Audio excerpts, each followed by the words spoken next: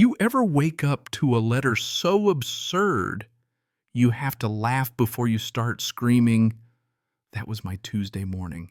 Picture this, I'm standing in my kitchen, coffee steaming in my hand, and the mail's just come in. Certified letter, all the bells and whistles, demanding 47 grand in fines for living in a house I've owned 12 years. Not 10, not 20, but a cool 12. The punchline, I was never even in their damn HOA. And right outside on her ruler straight lawn stands Karen Whitmore, HOA president, and living proof that some people peak in high school, pointing at my house like she's plotting a military invasion. I sipped my coffee, shook my head, and thought, lady, you just picked the wrong guy to mess with. Now, I know everyone's got a wild HOA story, but I guarantee you've never tangled with the likes of Karen. For context, I'm Garrett Mitchell, and all I ever wanted was a patch of American dirt to call my own. Bought this place after 2 tours in Afghanistan, figured a couple of acres by a creek would give my daughter Emma and me the peace we deserved. It's the old Hendricks place out here before any subdivisions or fancy developments. Back then, Willow Creek was a real boundary, not just on paper, but in spirit nature, drawing lines where lawyers now squabble. I'm just a contractor fixing what's broke, making sure Emma's got a yard to run in and a dad who's home for dinner. After the divorce, this place became our safe harbor, filled with sawdust, pine, and freedom. But peace and quiet never last, do they? Not with Karen Whitmore living across the creek. She's HOA royalty, driving a white Lexus that's never seen dirt, running her $800,000 McMansion like Marie Antoinette with a clipboard. 6 years as president, and she knows when you took your trash out, how many times you mowed the lawn, and probably what you had for breakfast. Her husband, Brad County Planning Commissioner, the kind of man who makes his own rules, then fines you for not following them. File that away for later. First time Karen came at me, it was at the mailbox. Tuesday pearls, pressed slacks, and a clipboard like a weapon. Gravel crunched under her heels. Your workshop violates neighborhood standards, she announced, skipping pleasantries. I glanced at her, glanced at my house, then back to her. Ma'am, I'm not in your HOA. Her smile could have iced a bonfire. We'll see about that. And that, my friends, was 18 months ago. Since then, she's run a masterclass in intimidation, timing my every move, photographing my friends, even buying binoculars to watch my workshop from across the water. You ever feel like a reality show contestant in your own home? Things boiled over at Emma's 16th birthday. Barbecue music until 9:30, nothing crazy, perfectly legal, but apparently too much for Karen. She called the cops twice. Cops left with burgers and smiles, but the next morning Emma found a violation notice on my windshield. Dad, this woman's nuts, she said, waving the legalese like it was radioactive. Fines for the workshop, the fence, even the driveway. Karen figured I'd fold like every other family she'd bullied, pay up, tear it down, crawl into line. But she'd skip step 1, check the county records. My property was intentionally excluded from the HOA, always had been. But you know how it is, narcissists don't research, they attack. So I poured more coffee, walked to my fence line, and stared back at Karen's perfect house, her perfect lawn, and her perfectly corrupt little empire. You just started a war with the wrong veteran, I told the Sunrise. 3 days later, the official violation arrived, certified mail glossy print, the whole production. It listed every so-called offense and threatened escalating action if I didn't comply. I actually admired the bureaucratic gusto. Too bad it was all built on a lie. My first stop was the county courthouse, where Dorothy the clerk helped me pull the original deed. 47 feet outside the HOA, separated by Willow Creek, protected by law. For good measure, I called the HOA's management company. Sir, you're not even in our system, the poor receptionist finally admitted. But Karen doesn't accept reality gracefully.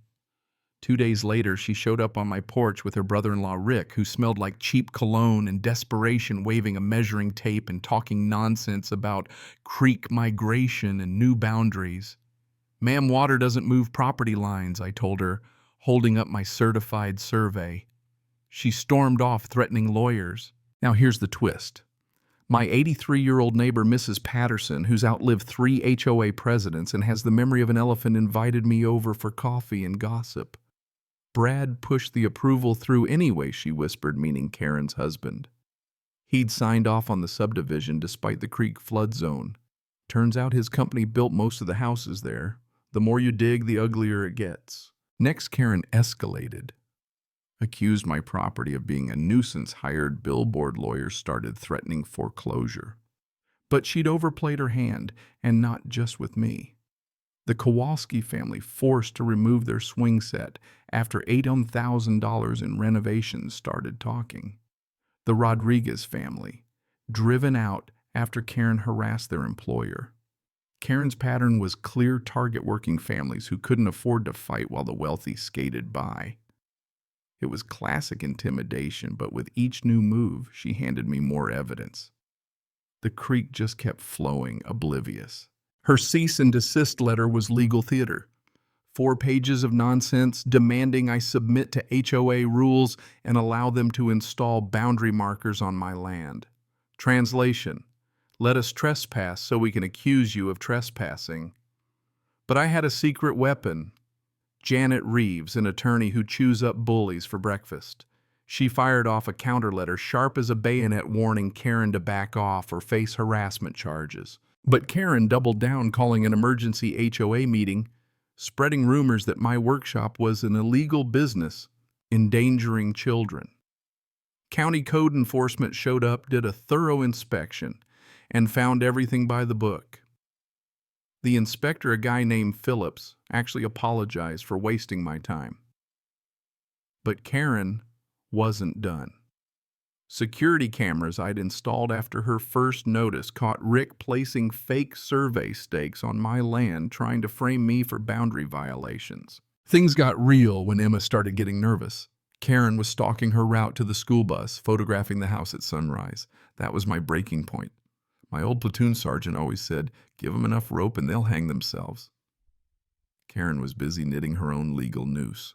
Then Mrs. Patterson revealed the real jackpot: years of recorded HOA meetings, cassette tapes no less. On them, Karen spelled out her strategy: working people can't afford lawyers.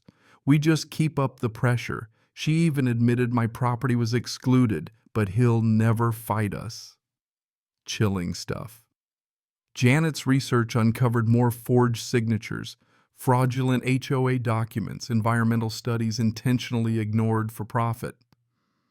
Brad and Karen had built their empire on sand, and now it was crumbling. The real break came with a public hearing. Karen arrived with all the drama she could muster: consultant PowerPoints, testimonials, the whole bit. Claimed my workshop was a blight, that I'd agreed to HOA rules just by living nearby. But the county engineer asked, "Are you saying the creek moved?" Karen fumbled, the crowd saw through her act, and then we dropped the bombshell: original deeds, surveys, environmental studies, and most damning, those cassette tapes. Karen's own words echoing through the room. We just keep the pressure up until he complies or moves away. It's worked on 3 other families. Her meltdown was epic. She screamed about conspiracies, accused everyone of lying, had to be physically removed from the building. The commission's vote was unanimous. Willowbrook Estates' HOA was declared fraudulent and legally void. All fines and liens erased. Brad was suspended from the county commission. Karen's legal woes were just starting. Outside, the neighborhood cheered.